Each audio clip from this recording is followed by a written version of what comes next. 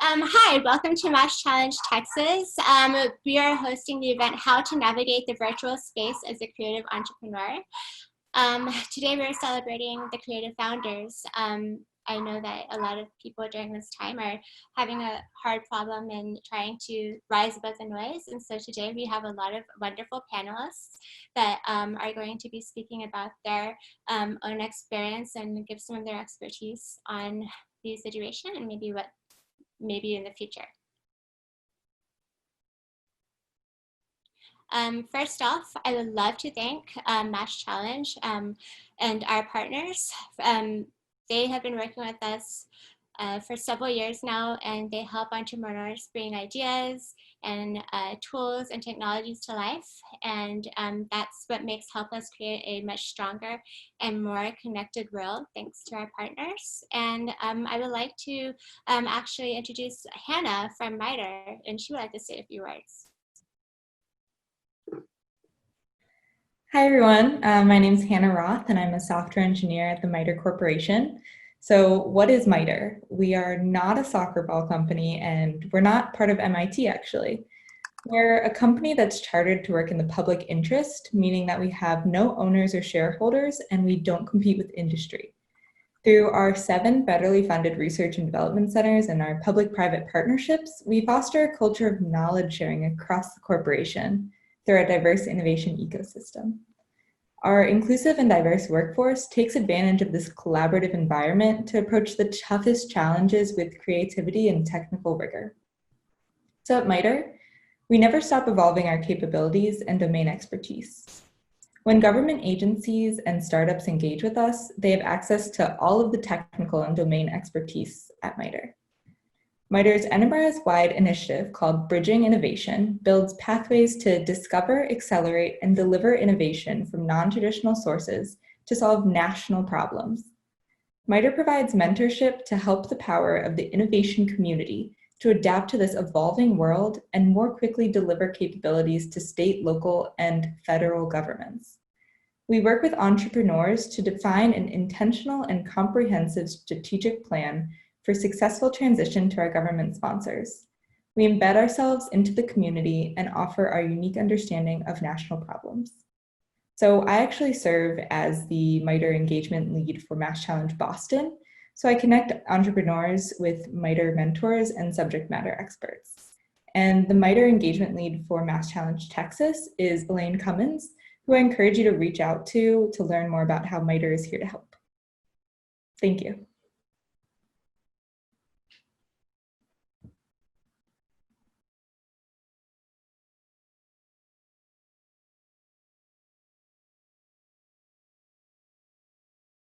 Sorry, I thought it was on mute, but I'd like to remind everybody that we do have a new event that's coming up on June 16th. It's the Corporate Innovation in Crisis, and this will help anyone that's having the hard questions lead through unexpected change, and then you'll hear from a lot of different advice throughout this.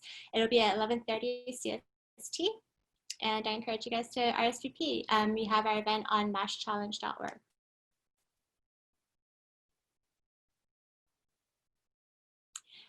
One other thing I would like to mention real quick is that we have a lot of social media and we have constant new updates. So if you want to follow us, please, if you haven't already, follow us on MASH Challenge TX and then MASH Challenge TX on Twitter. And then we also have our newsletter. So if you haven't subscribed, I definitely encourage you to do that. And that way you'll be in the know on all the latest things with MASH Challenge and MASH Challenge Texas.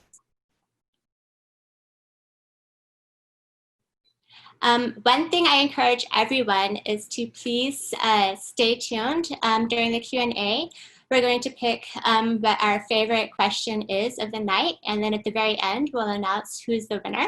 So please stay to the end and have some questions ready.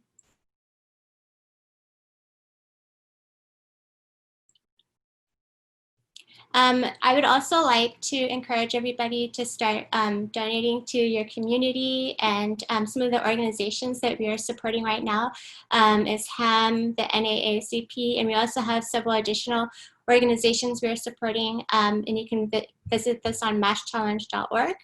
And I would like to invite Rini. She is the CEO of HAM.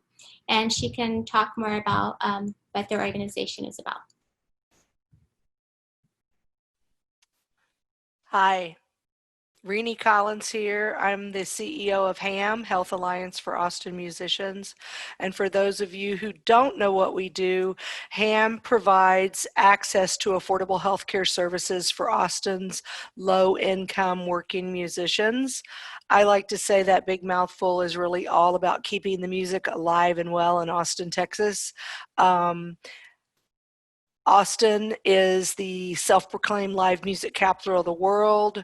A huge part of our city's cultural identity is defined by live music, but also a huge piece of our economic engine drives our city economy. And so one of the things that we have found out is that musicians really live in a very fragile ecosystem, and they're actually at the bottom line of what the music industry brings in terms of money. Musicians' pay really has not changed much in the last 10 or 15 years. The average musician in Austin, over 80% earn less than $24,000 a year.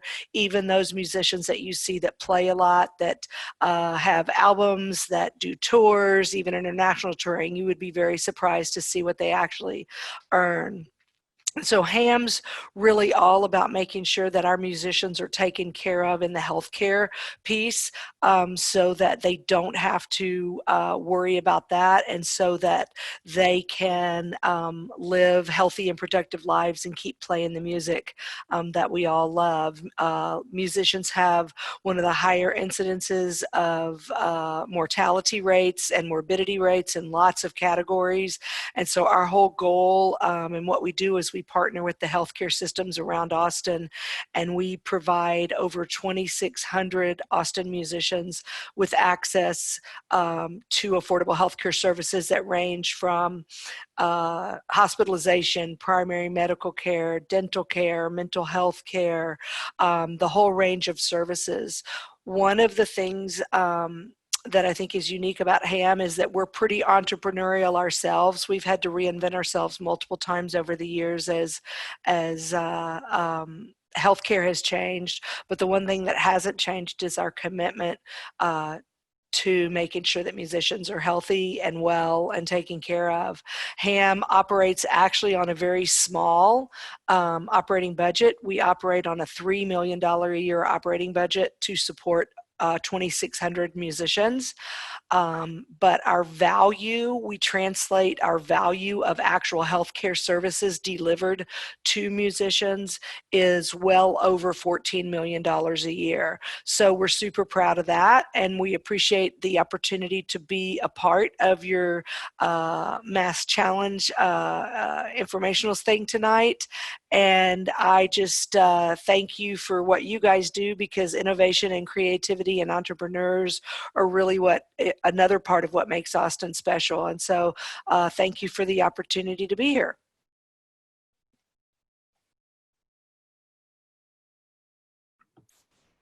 All right, thank you so much, Renee. We really appreciate what you do for Austin and the cause, so thank you so much. I would like to go ahead and introduce Martin Martinez. He is our moderator for the night, and he is also the founder and president of A Player Media, and he's the managing director of the Founder Institute Texas. So I will let Martin take it from here. Thank you, Marissa. And thank you to everybody joining us. My name is, as she so gracefully mentioned, Martin Martinez, but you can call me Martin. It's more fun to say anyway. We're really excited to be hosting this panel. I love moderating panels and working with a lot of different organizations. As I was introduced, I'm the founder of A Player Media. We are a live events company based in Austin, Texas. We've been operational about 3.5 years, but again, given the circumstances of the world right now, we're limited in our capabilities.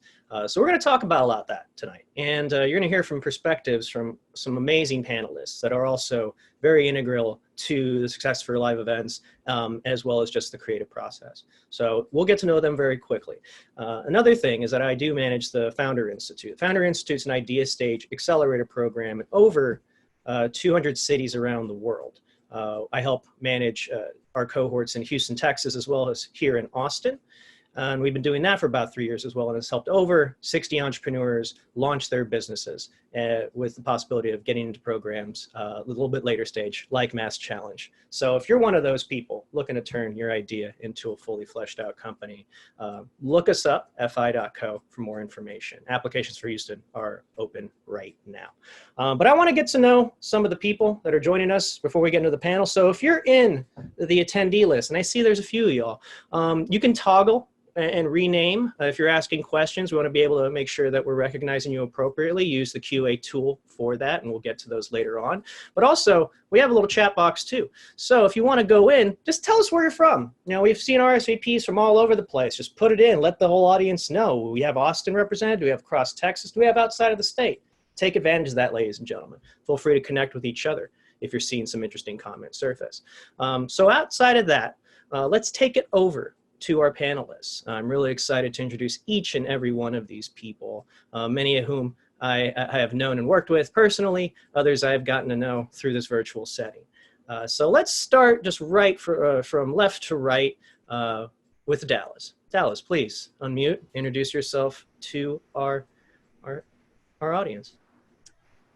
Hey everyone, how we doing tonight? Hope everyone's doing well and staying safe. I am Dallas Burgess, and I am the Chief Production Officer of Dream State Entertainment and MediaTek Ventures. Primarily a filmmaker as well, writer, director, and producer. And jointly, MediaTek Ventures and Dream State Entertainment launched the first actual veteran-focused event during the South by this year.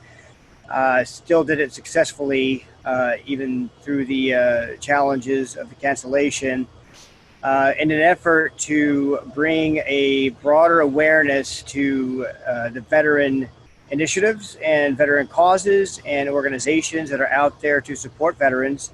And through a great deal of support from a lot of people actually on this panel and a lot of people associated with everyone that we've worked with, we've been able to actually start to grow the Veterans Lounge, albeit virtually for now. We will be actually having more physical events in the future.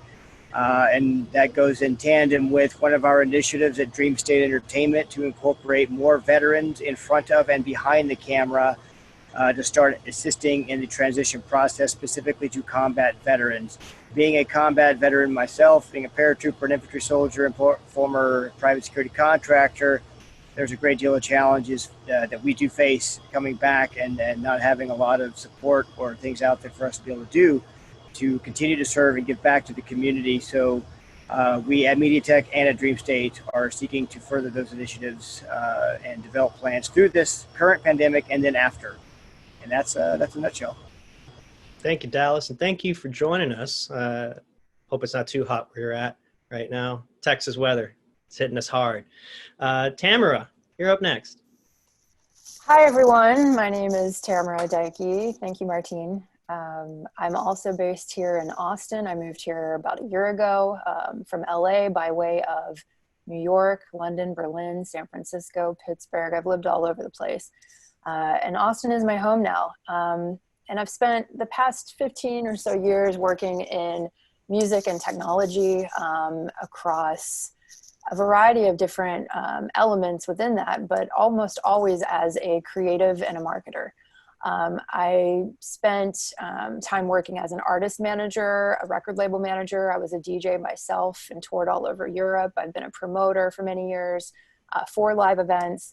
I worked for several companies where I developed the audio branding strategies for clients like Walmart and H&M. Again, utilizing sound and music, is kind of an extension of my experience as a DJ, and implementing that into physical spaces and using sound as a marketing tool. And about, it was August of last year, I started a company here in Austin called Aces High Creative that specialized in creative strategy, live event production, so soup to nuts, and audio branding.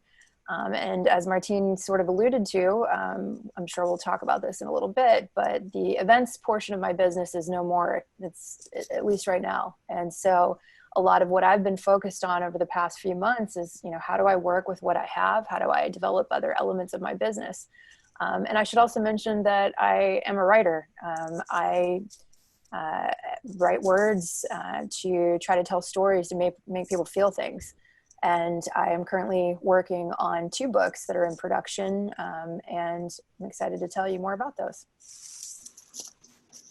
Thank you, Tamara. Thank you for joining us. Mary.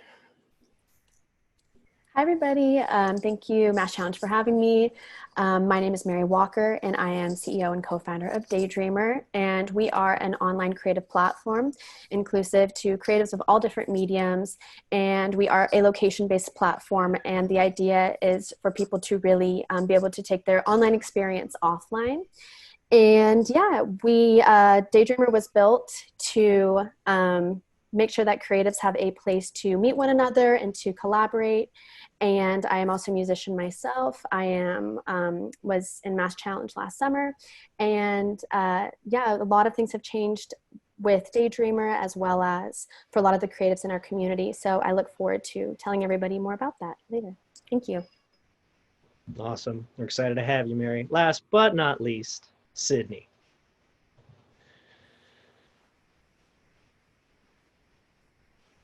I think I still got you muted. A little bit there. It was me. Sorry, I forgot I muted my microphone. You're good.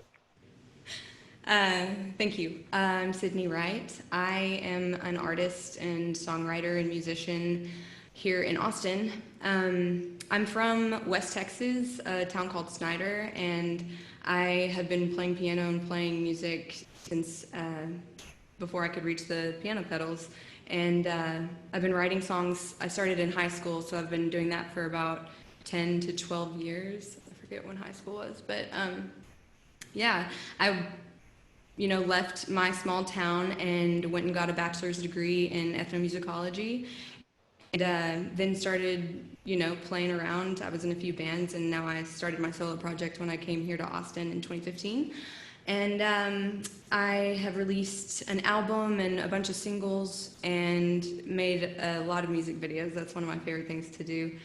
I actually just released one, and immediately after this, I will be playing a release show for it at 8 p.m. on Facebook, a live stream. So I don't usually wear this. This isn't my normal garb.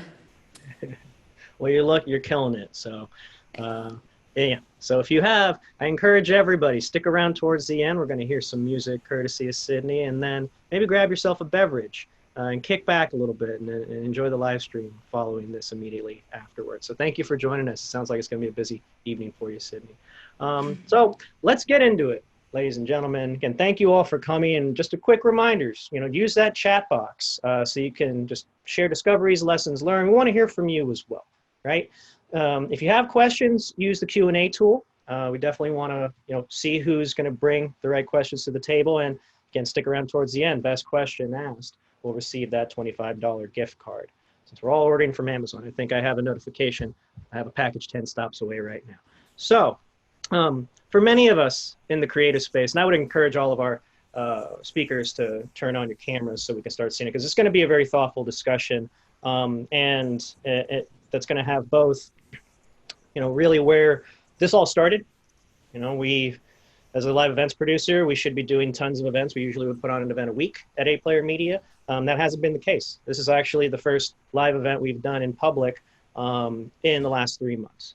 So that's very much similar to many of our panelists here tonight. But really the title shift happened on March 6th this year in 2020. And not just for people in the Austin creative community, but for people around the world that really look to the event that is South by Southwest. Not just for music, but for other creative arts, for filmmakers, writers, anybody that is applying their creative efforts into creating work for themselves, to earning a living, looks to South by Southwest as a really big platform. And we didn't have that this year. So we're going to start around. Sydney, since we ended with your introduction, let's start with you first. And we'll move very quickly between all of us, because we all know where we were on that day. I certainly do. And So we want to hear kind of what were we working on? What was kind of what life was in the pre-COVID world? And what was that immediate impact to you? For me, the immediate impact was the devastation of losing all of your income. The week of South by, I'm also a live sound engineer, and so I'm working 16-hour days running sound for bands if I'm not playing a set. So it's scary to lose the gig that gets you through the winter. So that was the first scary part. And then I was also very disappointed amidst that. I was supposed to play my first South by as an official artist, and I was getting my set ready. I was gonna use my new MPC Live pedal, and I was gonna, really nail it. Again, it's a tough thing to really have to think about, but it's something to acknowledge that we were all building some things. For many people that I know that I was working with, some of them are in this panel tonight. It was pacing to be one of the largest South bys for all of us, I would say. So Mary, tell us a little bit about what you were working on leading up onto that day. Yeah, so with Daydreamer, South by Southwest is normally a very important week for us because of all the networking that we do. It's basically like a hit the ground running week, and we just go super hard, do a lot of events. Last year, I think we did like 10 or 11. This year we had a couple, but we had one major one that we had, started planning and like put quite a lot of time and into. And yeah, I mean, having that got canceled, I think it was like so surprising for everybody. For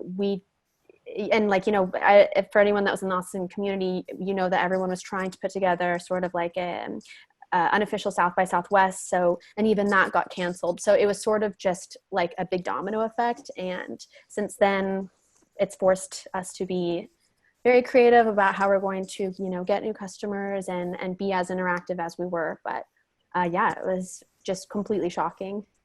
Yeah. And that's a great point. Will lead into our final two panelists of the evening is, the aftermath. That one day, that Friday afternoon was fairly devastating for everybody in the creative community. But there was, attempts to try to piecemeal together what the aftermath, and to some levels of futile attempts, but still managed to produce some things. So Tamara, let's shift over to you. What was going on in your world before it all changed? Yeah, so similar to some of the other panelists, I had 3 events that were happening during South by Southwest. One was actually in New York City that I was leaving in the middle of the week to go fly there and produce an event, and 2 were here in Austin. One was a showcase with the Black Lips and Charlie Crockett at Schultz Garden, and another was a 5-day music and media technology conference that was happening and called Funded House. So for upwards, of 6 months, I'd been working on these events. So in the moment that we realized that obviously that South by was canceled, it was then a shift to, okay, well, what can we do with what we have? What's available? How do we help each other? And so I was a part of a group of people, many of which I'd never met before, that went into a war room effectively, and we sat down and we used our skills to try to help everyone, not just ourselves, but how do we help other people who were sitting on empty spaces, or they had materials or supplies or food that they could no longer use. And so working with the wonderful people at Logic Tree and the Media Tech Ventures team and many other amazing entrepreneurs, we built the Rally Austin website, which was a way for people to find what they were looking for and to share resources that they had available. But yeah, I mean, I think, we'll talk about it more, but the effect of all of that was that we eventually had to, at a point when we thought we were still having events, that we were still going to be able to make something happen, we had to back down and do the right thing because it was the safe thing. And I do think that through all of that, we also formed some trauma bonds. So it was quite an experience. I couldn't have said it more when we were talking about this leading up into the event. That really stuck with me. Trauma bonds. We are all sharing this collective shock and persevering in new ways. Dallas, tell us a little bit more, because you also were involved with Funded House. Right. So with Tamara, we had been feverishly working to get ready for, for Funded House to be an actual South by official event. Associated with that was in the 34 years that South by has been in existence, there had never been an official veterans event or focus, which we all kind of thought ironic considering South by it prides itself on being very diverse and open to diversity, yet had not had anything for one of the most diverse minority groups out there, which was the veteran. And so we decided, to create something for that called the Veterans Lounge that was going to be associated with Funded House. And, after the cancellation happened, the very first thing I personally did, with Veterans Lounge specifically, was the things that I've been trained to do my entire military career, which is improvise, adapt, and overcome. There's always a solution. There's always a way to make things work, to fix things. And so with Media Tech, with Tamara, with even Rally Austin, we started coming up with, some different ideas and some different ways that we can make something work. And at the end, Rally Austin as a whole, and what we wanted to try to salvage from Funded House as a whole, ended up not working out, but the Veterans Lounge did. We were still able to bring in TMD, Platinum TMD, event production company from Columbus, Ohio, who was supposed to do the Columbus activation during South by. And they still came down from Columbus. We were able to, through a mutual friend, meet the owners of 12 Fox Beer Company, which I am proudly supporting and actually am at the location of right now, who stayed open during the pandemic, providing a service to the community, but also owned a couple of wedding venues and bailed us out of the cancellation. We were able to safely and securely, host the Veterans Lounge via the panelists and speakers still coming in. We live streamed it, we recorded it, and it's been edited and posted to Dream State's YouTube channel, because the importance of the Veterans Lounge was to highlight and showcase, resources and organizations and people out there, veterans and supporters of veterans causes, that, there is help out there in an effort to try and reduce the suicide rate among combat veterans, which, I myself have lost several just to suicide. And, which is why the mission of the Veterans Lounge was crucial. So we went ahead with it, and it was successful to the fact that now it's growing. LA wants one, Columbus, Ohio wants one, San Antonio wants one. Now we're revamping the Veterans Lounge as a whole to host many Veterans Lounges leading up to the Veterans Summit, which will take place during South by's in the future, to bring all veterans together to showcase that they have not been left behind, and there is a group out there that wants to help and support them. But to Tamara's point, through the trauma bonds, through being able to actually understand and see really who was true to pivoting and true to, trying to find ways to make something out of nothing, we forged friendships that are now, lasting through the pandemic, but will also last into the future beyond the pandemic, and puts all of us in a unique position to be able to reshape the way media, the way things are done moving forward. That's awesome. Thank you all for sharing that too. I mean, that wasn't a fun month for anybody, I think, in the creative space. But, as we've gone through these few months and now heading into the summer and have adjusted to what was deemed the new normal, we've learned to adapt and we've picked up some skills. So I think all of us have had to force feed up a steep learning curve certain new things. We were at Founder Institute, we were already using Zoom, but never to this intensive capacity, and now we're all Zoom masters. But I want to learn from each and every one of you, what quick pivots have you been doing over the last few months that have now become just part of your everyday routine, and which tools are you using to really still connect with that community that we're talking about and reach the audiences that we would normally find in a live setting? Sydney, let's start with you, because I know we've had conversations on this. You got a whole awesome setup right now. Tell us about, what that's been like as a musician not having the venues anymore, but creating your own venue in the comfort of your own home? That's a great question. It has been, like Dallas said, innovate, adapt, and overcome. I learned a lot about live streaming first off in March, a little bit manically and through the stress and the trauma. So I had a lot of the gear to begin with that I needed to get a good live stream, and that includes like a good camera, a way to get the audio straight into your device, good internet to make sure it's as good as it can be. So I learned a lot about that, and then figuring out how to interact with your audience and see them is a huge challenge, and especially in Zoom calls when you can't see their faces, or I don't know, especially in Facebook when you can never see their faces. Zoom calls are actually a little bit easier because sometimes when I'm doing like a Black Frit happy hour, I can see people's reactions and read the room, which is really important when you're performing. My audience were amazing. I am on Patreon as a creator, and I had a bunch of people like up their subscriptions just in the first week that this all happened. So it's been adapting to working from home as a musician. I've been fortunate that it's been possible and it's attainable. That's awesome. When we met, and we'll maybe explore a little bit more on how you're accomplishing that, repurposing, those tools that you've been using already for this virtual stuff. You're using them in different ways, I'm sure. But then I think that leads into to something that would make sense for Tamara to respond, because you work with musicians yourself. You work with a lot of musicians. So from a producer standpoint, how has that impacted? How have you had to work with musicians, or you're just with your everyday work so far in guiding them and potentially with tools or digital interactions?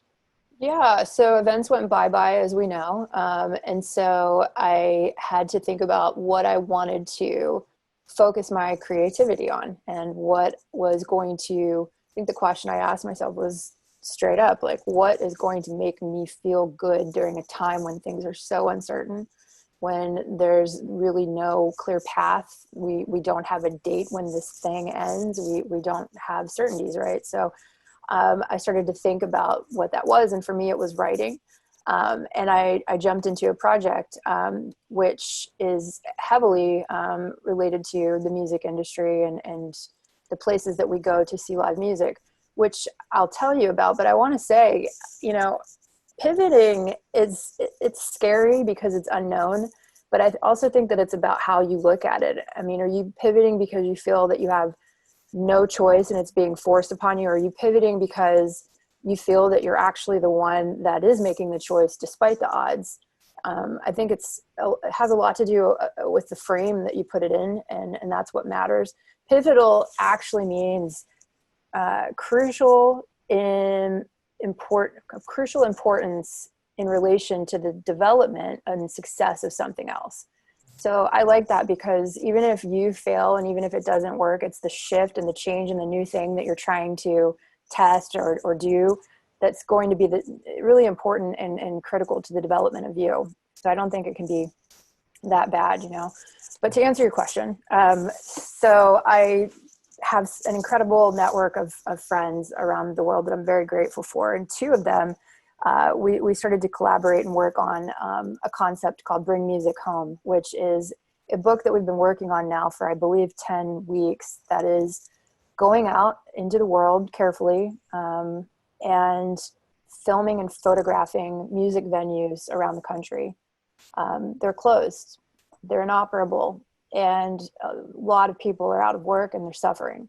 And so we felt that it was a really important time to go out and capture their stories, the people behind live music, the venue owner operators, the bar staff, the sound technicians, and to help them. And so there are charity components that we've set out to include along the course of action with the book, and also a documentary that we're filming as we do this.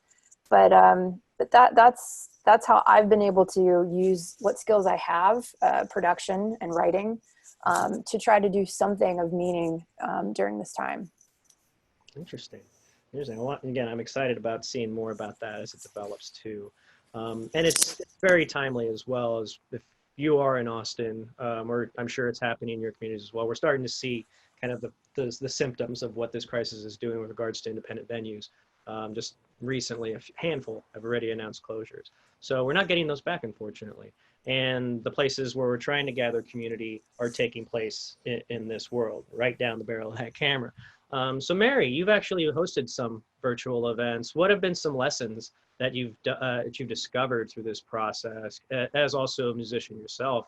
You know, what's been challenging, but also, you know, what have you learned from it? Yeah, so I think that live events, especially if you have a company, people don't realize like really how powerful the being in person aspect of it is. It's not as scalable, but like when someone meets you, they really remember you, and it's sort of the, you know, prioritizing depth over width. So in the past, we did a lot of live events, and we were really able to get a lot of really great brand awareness. I'm sorry, my computer's like shaking. Like a lot of really great brand awareness through that. Because like we were in person, meeting people and giving people our merch and really meeting our users. And so when this happened though, and we couldn't do that, it was like, okay, we have to go virtual. Like, let's do some live events.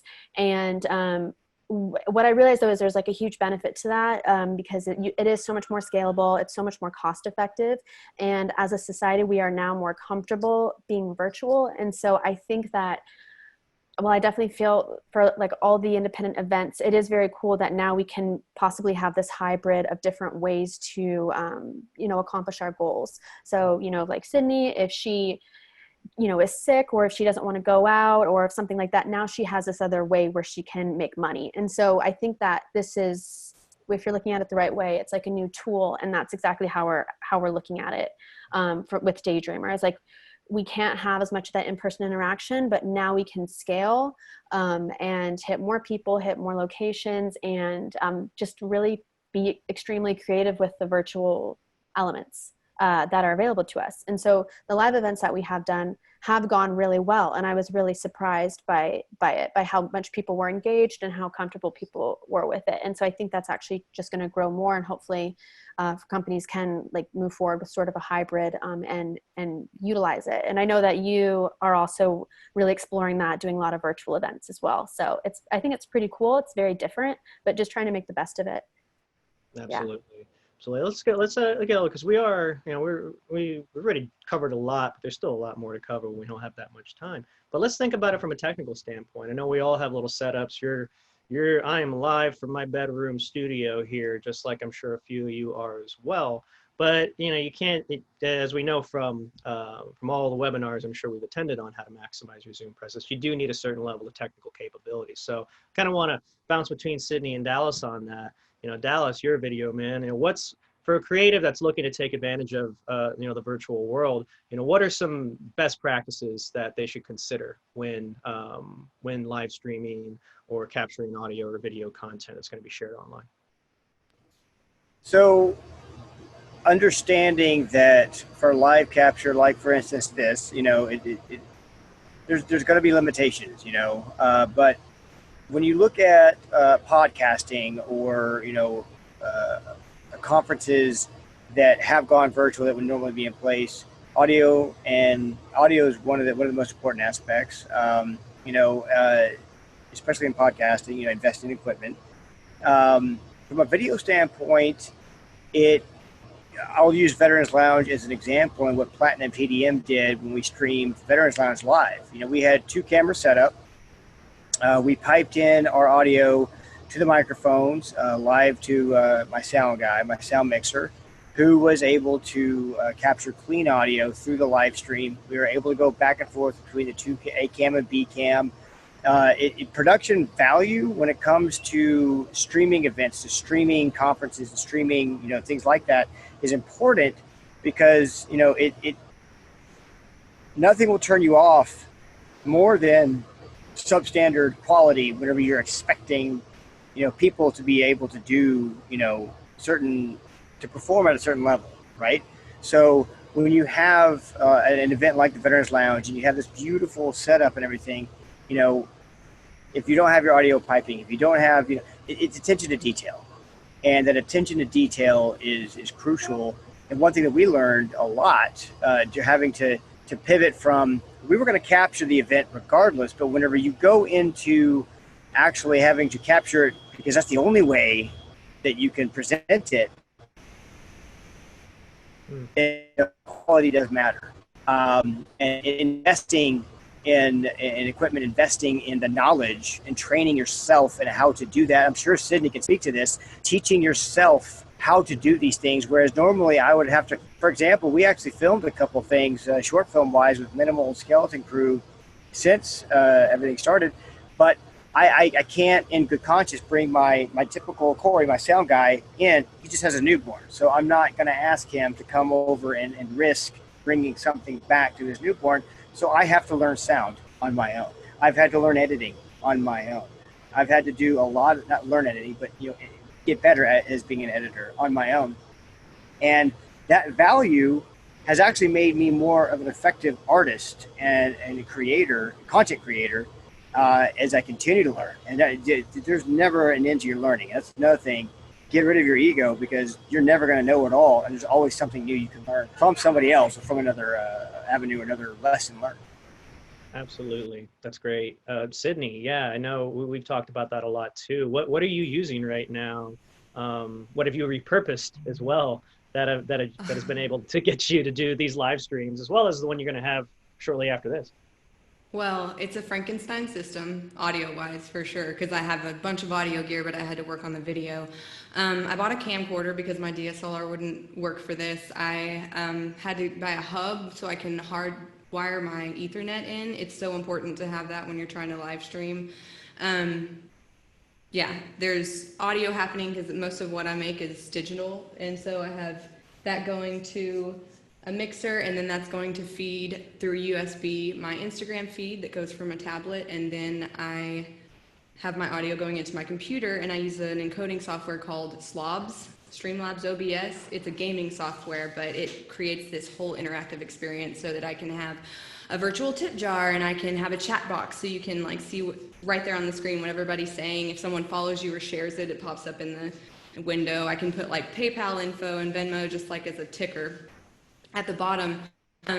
So there's a lot of ways that, trying to overcome reading the room with just trying to gain an interaction that you can through bending these software that are usually for gaming to your will.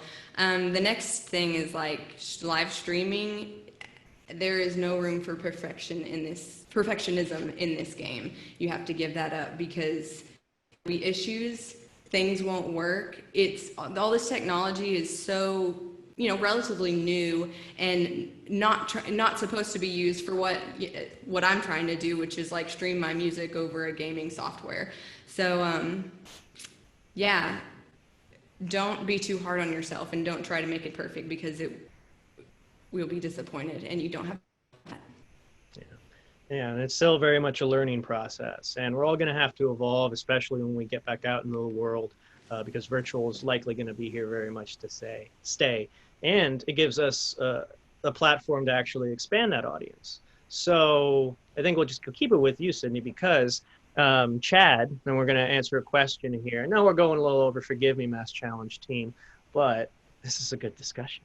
So to piggyback with Chad's question, and then we'll get to you, BK, over in ATX, is, as a musician, do you see yourself reaching a broader audience with this live stream experience? Absolutely. Yeah. Absolutely. I'll go to play a venue here that can hold, 500 people, but I post a live stream and say 6,000 people have seen it.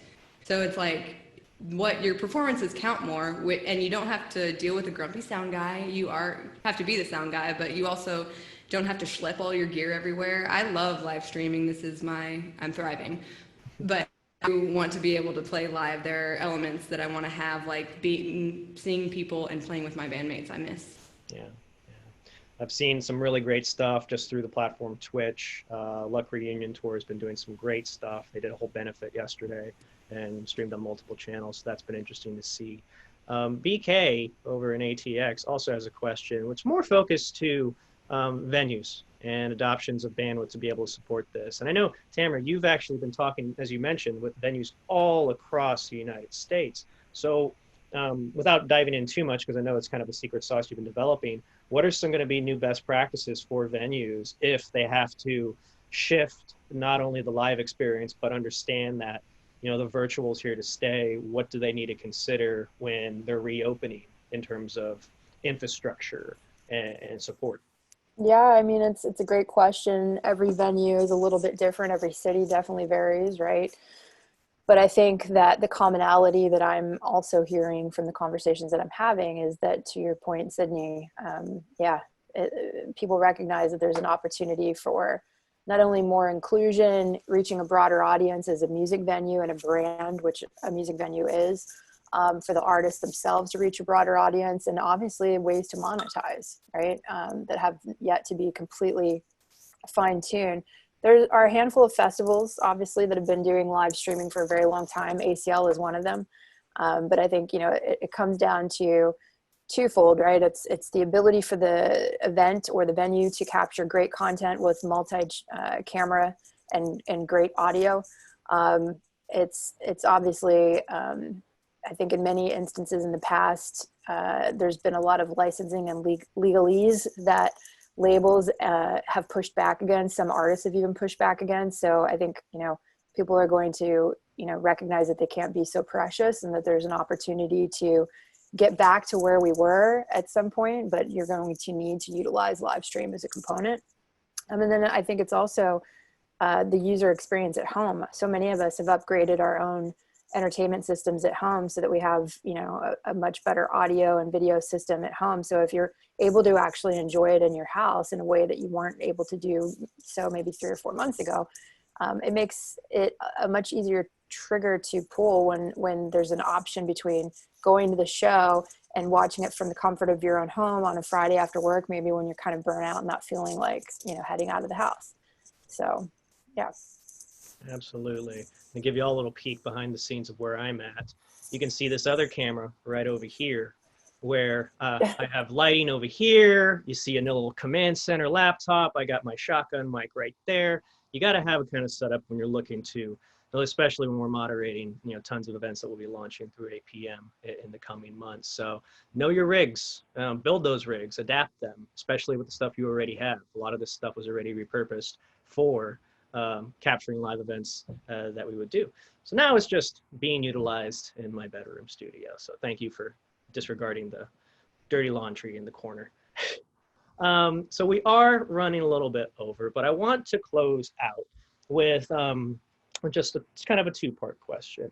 Is, you know, some of you already told us what you're working on, and that's great. But where do you see, you know, the path of the creative for all of you? Each of you have different veins of where this can be going. Where do you see it going in the next 6 months? You know, and if the world is aligning in the right ways, and we're back at South by together, where do you see, you know, those opportunities for you in a year's time? So let's start with you, Mary. Like I was saying, I do feel like there's going to be like a hybrid live, like in person and virtual. As far as like the creative goes, I think that a lot of creatives are going to be looking for different ways to supplement their income instead of just totally relying on their job or our clients. They're going to look for ways to build their income that are just reliant on themselves. So like licensing, maybe doing like selling product, something like that. I think people are going to look for more ways to be more in control of their income, because this is like the way it's rocked people's you know, income has just been really, really shocking. So I think that's going to happen. It already is happening. And then lastly, I think that we could potentially see like somewhat of a renaissance coming out of this, with so many people having the time to create and just the time to be alone, and like all of those creative projects that they've put off, like they're now going to be coming to light. So I think that we're going to see like a huge surge of like new albums, new art. And I do think that like once things really open up, there'll be a ton of people going out, and like there will be like a big flourish of really great things happening. And then we will now have a lot of cool virtual resources in addition. So I have a very positive outlook on it. And I think it's going to be very cool, but we just have to get through this period right now to be able to get there. Right on. Love the optimism there. Tamara. Yeah, it's a great question. I mean, I guess in order to answer it, we also have to ask ourselves, what does it actually mean to be creative? I think that it means personally being vulnerable. It means being open. And it means being willing to fail. And if that's not the definition of an entrepreneur, then I don't know what is. And I think, you know, right now, and certainly over the past few months, probably a lot of people have been really uncomfortable with trying to uncomfortable with things being on pause. Like we've all experienced that, right? But it also, I would hope, has, you know, to Mary's point, given people an opportunity to reflect and think about what it is that, you know, they want to be doing. And I think one of the things that I'm already seeing is not only people taking projects, including myself, that maybe they had put to the side or things they had been ignoring, and really putting energy into those things, but also a new version of business collaboration. I've always been a collaborator and a networker, but I'm thinking about it in a much different, holistic way now, where when there's an opportunity, because they do feel fewer and farther between, who else can I bring into the picture? How else can we both share in the opportunity with one another? So I think we're going to see a lot more of that type of collaboration. Dallas, any thoughts on your end there? Yeah, so I'm going to take a step away from the MediaTek side and focus on the DreamState side as a director. And the industry, the film industry as a whole, has already started to adopt some, you know, procedures and protocols moving forward for now. The problem with the industry is that it is very much an industry. And it takes forever to change anything and forever to fix something that's broken, which the industry has been broken for a very long time. So at DreamState, we had started developing partnerships with people that were similarly aligned, in the sense that we wanted to start doing things differently and leading by example rather than just complaining about it. We would just do something about it. And this became an opportunity for us to actually start shifting some of the way and some of the practices that the film industry had been operating on for decades. And, you know, one thing that we're seeing now with these new safety measures and protocols is, like most things, they knee-jerk extremely to one side, not fully understanding how a film production actually works.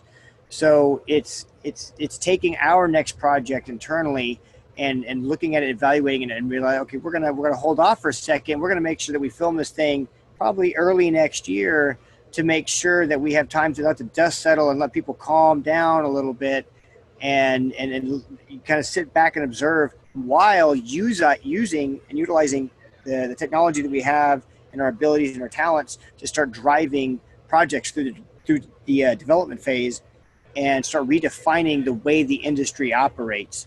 And to the Renaissance point, it's that way in the film industry as well.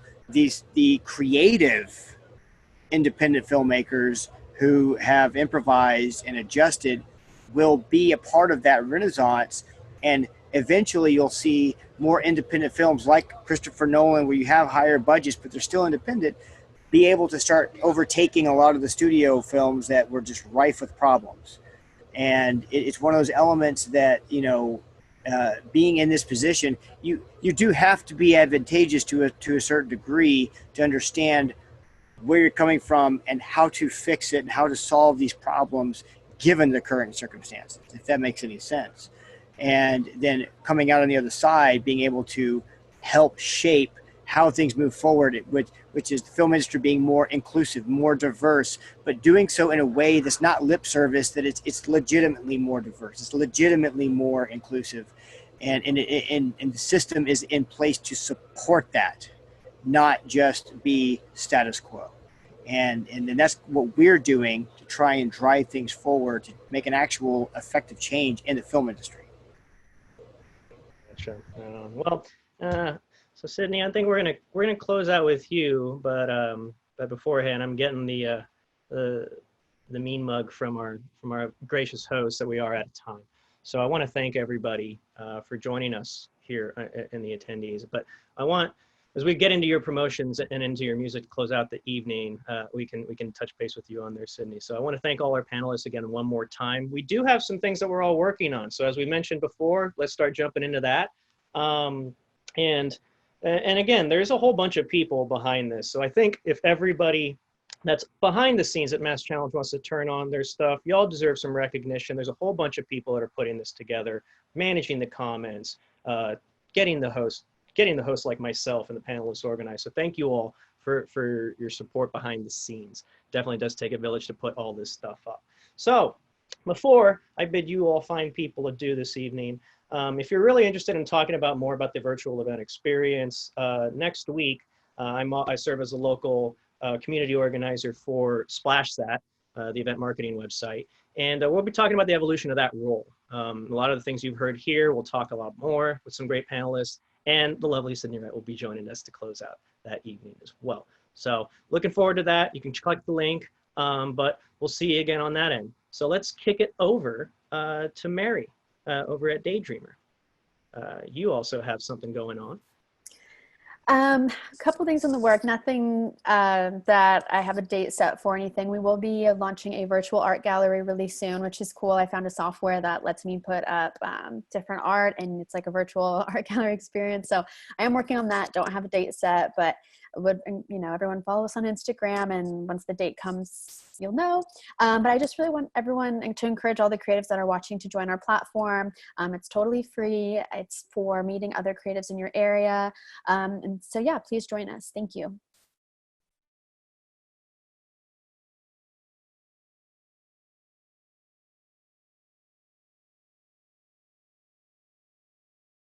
I've been muted. So Dallas, I think you're up, my friend. Right. So this, you know, what you're about to see coming up soon is more of a reel from my director's perspective, and a lot of the proofs of concepts that we are rolling forward at Dream State Entertainment, along with some highlights of a feature film that we have just now gotten distribution for. So we are working with Mediatek Ventures to start innovating and changing some interesting elements of entertainment with the film industry. Very great. Tamara? Do we have a video from Dallas? Just want to make sure I don't jump ahead. Were we playing Dallas' video? Yeah, let's do that.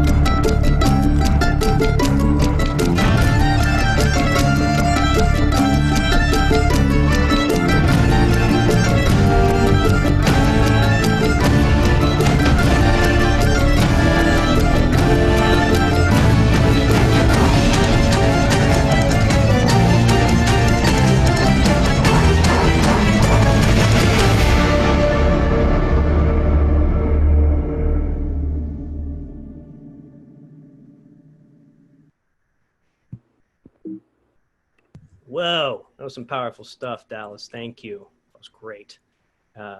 Tamara, I guess you are up next. You have something else you want to share? Yeah, that was awesome, Dallas. Nice one. Yeah, so similar but different. What I have to show you is a little sizzle reel from Aces High Creative. That is the company that I founded, that I mentioned earlier, here in Austin. And because event production, which you will see some of our past work in the video, is currently on hold, as I mentioned, I'm working on the Bring Music Home book. We now have 12 cities around the country, with multiple other cities about to take off over the next few weeks that are currently shooting. So we're out talking to music venues all around the country, interviewing people, filming it. And the Bring Music Home book is set for delivery around the end of autumn. So we're being really aggressive with it because of the charity component. Portion of the proceeds from the sale of the book will benefit NIVA, which is the National Independent Venue Association that was recently formed. And then the other thing I would say is that one of the core foundations of Aces High Creative is audio branding. Audio branding is effectively branding using audio. And I believe that it's a really important and powerful way for brands to reach their customers in a very emotive way. Much like we would never pay someone to design a logo for us and use the logo one time, often music is used in that fashion. It's often an afterthought. There's usually very little budget left for it. Many times you'll see brands that are taking the sort of shiny penny mentality and grabbing the hottest, newest track and licensing it and slapping it on a shoe commercial or a car advertisement. And so what we develop at Aces High Creative is actually a full audio strategy across voice that you might be using in podcasts or training materials, voice on your website, audio and sounds inside your app, and any kind of audio that you would be using in your store environments or in any of your marketing materials or TV commercials or social media content. So that's what I'm focused on right now, is packaging those services, finding clients who want to use them. And now we can play a little video that shows you some of the work that we've done in the past few months.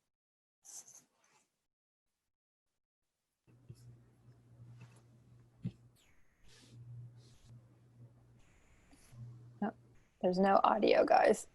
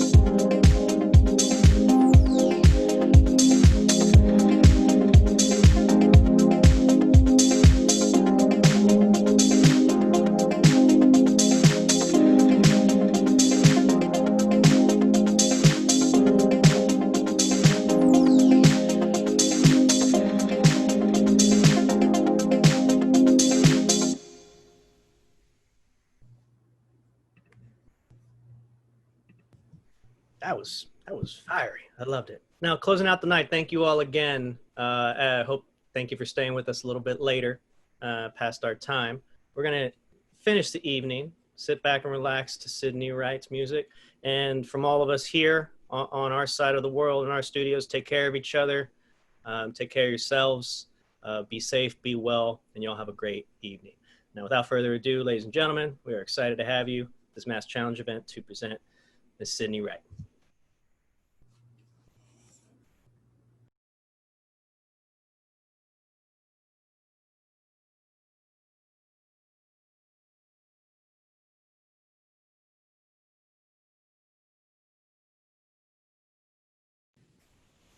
Cool. Hey, sorry, forgot to tune. Awesome. So like I said earlier, after this, I will be doing a live stream on Facebook using my Slobs encoder with all this interactive stuff. If you want to come watch it, I'll be playing songs. I have my designer for the video who made this outfit. She's here, and we're gonna do a live Q&A, and we're gonna have a giveaway and play games. So if y'all wanna do that, it'll be on my Facebook at 8. Here's a song that I won't have to build loops for. This one's called Danger.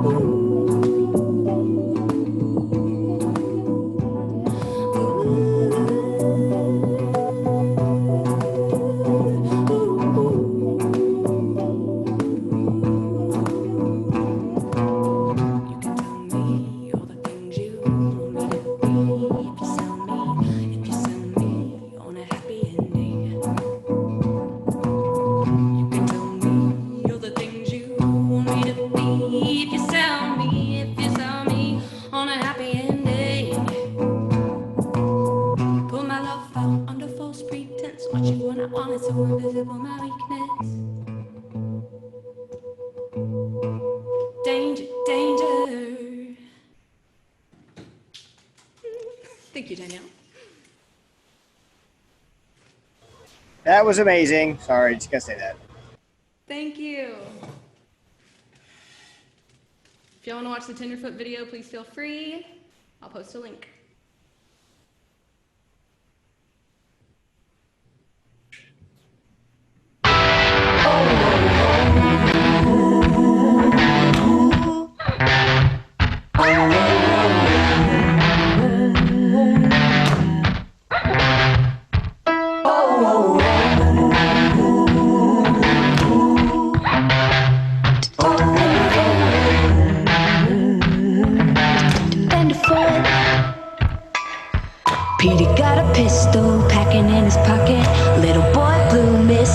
understood. When the bow broke, the cradle came falling.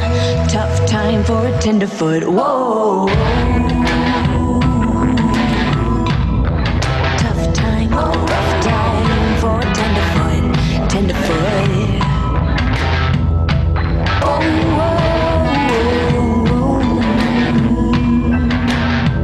uptight, you little tenderfoot. No, I never bite. Keep my hands in my pockets. Don't let me be misunderstood. But I'ma wrap him tight and rig him to a rocket. No time for a tenderfoot. You got young blood. Buck up. Young blood, better buck up or get cut. You tenderfoot.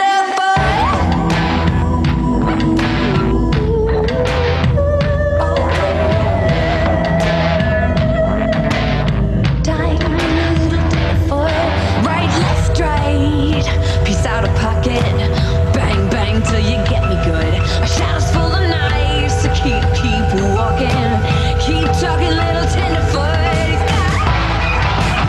Young blood, buck up.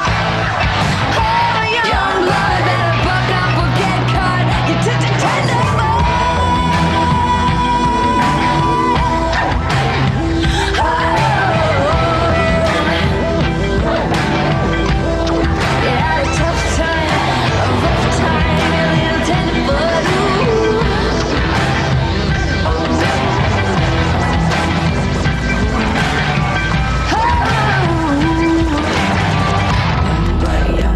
Young money, young blood, young mouth, run, yeah. Young blood, young mouth, young money, got your young blood, young mouth, running. Young blood, young mouth, young money, young blood, young mouth, run, yeah. Young blood, young mouth, young money, young blood, run. Young blood, buck up.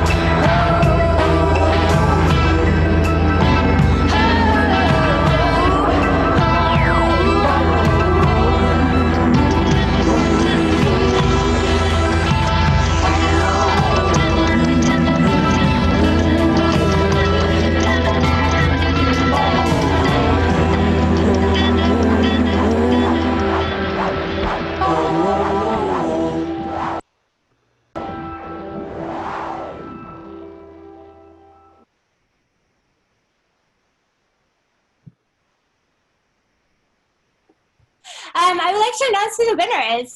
That would be Chad. He asked the best question of the night, so congratulations, Chad. We'll be sending you the gift card.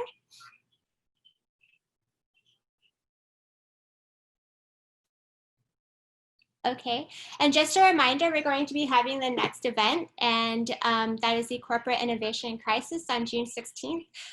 You can register online at masschallenge.org. Otherwise, we'll also be sending a follow-up email containing the event as well as all the information that the panelists just shared with us. So you can re-watch the videos or just kind of see what they're doing. And again, also, I would like to, yes, thank you. I would like to also encourage all of you to donate to your community. Again, thank you so much to Rini, who spoke for Health Alliance for Austin musicians. I encourage everyone to help them as well. And then also please donate to the NAACP. We are also supporting more organizations that are at masschallenge.org, so you can find out more of them if you visit the website. Again, I would like for all of you to please follow social media. We are at MASH Challenge TX on Facebook, and then we are at MASH Challenge TX on Twitter. And then if you want to follow us on the newsletter, we're just at more.mashchallenge.org/newsletter. Anyone who's registered for this event, we will be able to follow up with all of these wonderful information and tags for you. And then again, I would like to say thank you so much for attending, and I apologize for any small technical difficulties with this, but thank you everyone. I really hope you had a good time. Thank you.